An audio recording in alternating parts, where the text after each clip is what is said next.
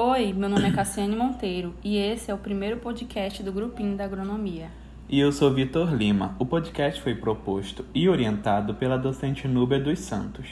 O tema do mesmo é o setor da piscicultura durante a pandemia.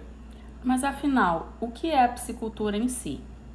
A piscicultura consiste na criação de peixes, principalmente os de água doce. E ela é uma atividade relativamente simples e vantajosa. Mas por quê? Ela é vantajosa, assim, Cassiane, pois enquanto você pratica a piscicultura, você pode praticar outras culturas também, como a bovinocultura, a agricultura e as demais. E a utilização da mão de obra para a prática dela é pouca, então acaba sendo mais barata e economicamente você ganha bem. Tudo bem. É de conhecimento de todos que estamos em meio a uma pandemia, que acabou causando uma crise sanitária e que também impacta diretamente na economia do país. Por isso, foi e ainda é fundamental que setores de destaque consigam puxar essa recuperação e aumentar ainda mais as ofertas de emprego. Como já foi citada, por exemplo, a piscicultura brasileira, que acabou no ano de 2020 tendo um desempenho positivo, com crescimento de 5,93%. E foi o segundo melhor desempenho desde 2014, quando a Peixe BR foi fundada e iniciou o levantamento da produção nacional. O resultado de 2020, no caso esse aumento de produção, teve duas fases diferentes. Como sabemos, nem tudo são flores.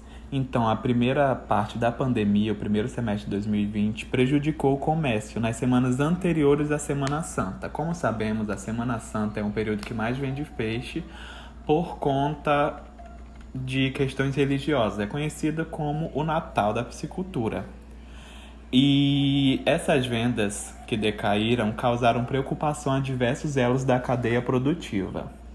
De acordo com o presidente da Peixe BR, Francisco Medeiros, foram precisos refazer planos e ajustar custos e redobrar a atenção.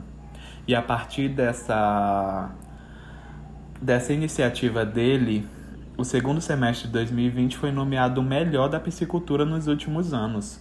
O consumo interno cresceu e o setor respondeu com maior oferta.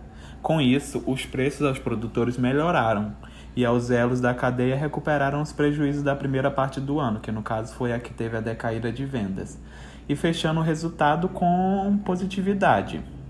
É importante destacar que esse aumento nas vendas foi para o exterior, que chegaram em 2020 ao patamar financeiro de mais de 3 mil dólares. E essas vendas colaboraram em muito para a melhoria do setor e principalmente para a retomada econômica do Brasil. E o desempenho só não foi melhor devido à pressão dos custos, especialmente das matérias-primas para a composição da ração desses peixes. Em 2020, o dólar saltou de 40%, o que também teve reflexo na indústria de nutrição animal. Mas apesar disso, o aquecimento do mercado permitiu que a piscicultura suportasse as dificuldades. A piscicultura, assim como a maioria das mães, também tem o seu queridinho. E o queridinho dela nada mais é do que a tilápia. A tilápia, assim como nos demais anos, em 2020 não foi diferente. Ela obteve destaque em vendas e produção. A produção da mesma aumentou cerca de 12,5%, o que consolidou ainda mais ela no cenário nacional. A sua participação na produção total de peixes de cultivo passou para 60,6%, contra 57% que era em 2019, que já é bem grande comparado aos demais. Em relação aos demais peixes, vale destacar que os peixes nativos representam uma parte muito importante nos segmentos da piscicultura brasileira.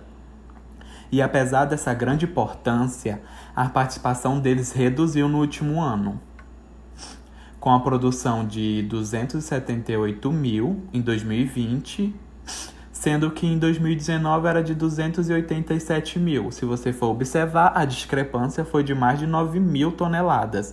Isso, considerando o número de peixes, é bem grande.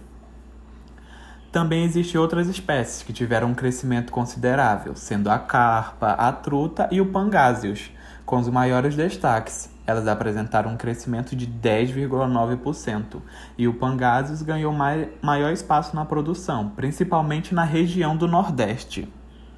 Concluindo todos esses anúncios de crescimento que vem no momento, que a pandemia volta a aumentar no país. E isso acaba mostrando que a criação de peixe está cada vez mais fundamentada na cultura do Brasil. E com toda certeza vai ser um dos carros-chefe na retomada da economia brasileira.